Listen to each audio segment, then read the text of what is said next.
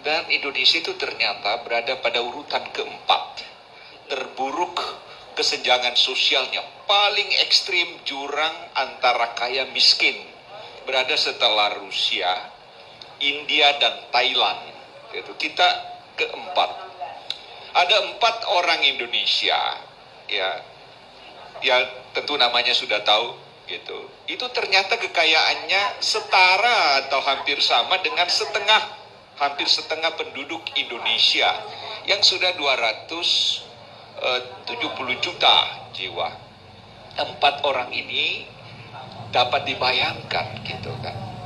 Saya waktu di Komnas HAM, saya hitung-hitung 1 orang.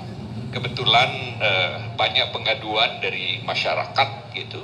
Itu ternyata tanahnya saja yang dikuasai. Tadinya saya kira hanya 5 juta hektar, tapi setelah saya cek di Kementerian Lingkungan Hidup dan Kehutanan, saya hitung-hitung kembali ternyata 5,2 juta hektar.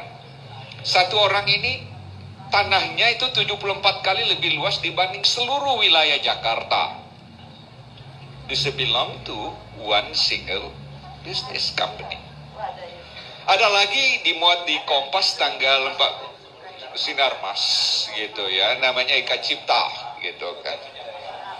Dan ada lagi 5-6 orang itu dihitung ya dari seluruh tanahnya itu yang dimuat di Kompas. Waktu itu kumpul di KPK, Jaksa Agung, Menteri Keuangan, sekitar 50 juta hektar. Itu dapat dibayangkan sekitar 800 kali luas Jakarta. Itu dimiliki hanya beberapa orang.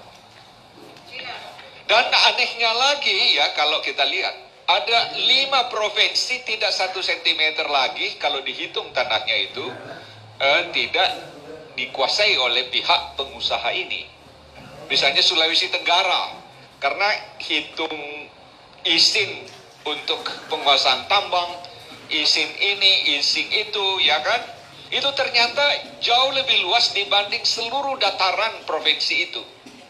Itu juga sama dengan Kalimantan Timur, sama dengan Kalimantan Utara, sama dengan ini. Itu sebenarnya sudah tidak ada lagi otoritas penduduk setempat, karena izin itu sudah diberikan ke pengusaha-pengusaha di dalam dan di luar negeri. Inilah namanya new colonialism. Indonesia sangat rawan. Dan itu diabadikan data itu oleh juga Bank Dunia dalam publikasinya Indonesia Rising Divide. Indonesia semakin hari semakin pecah. Dan di situ gambar buku itu 2 wajah anak kembar, satu tersenyum manis, satu dengan tetesan air mata. Jadi ada kelompok yang menikmati surganya negara ini, dan ada kelompok yang berada penderitaan yang maha pedih. Hidup di negara ini sedikit-sedikit bersuara disebut lagi radikal, bisa saja dicap lagi ini fundamentalis, segala macam. Tapi karena untuk melindungi mereka-mereka yang menikmati kue itu.